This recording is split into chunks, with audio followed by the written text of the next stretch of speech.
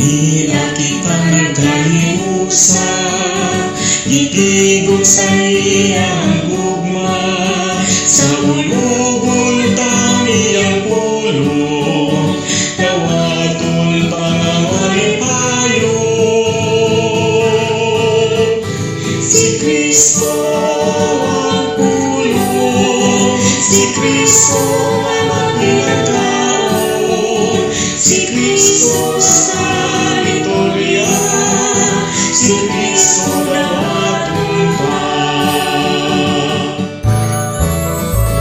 Himaya sa Amahan, sa Anak ug Espiritu Santo, maingon sa sinugdan, karon hangtod sa kahanturan.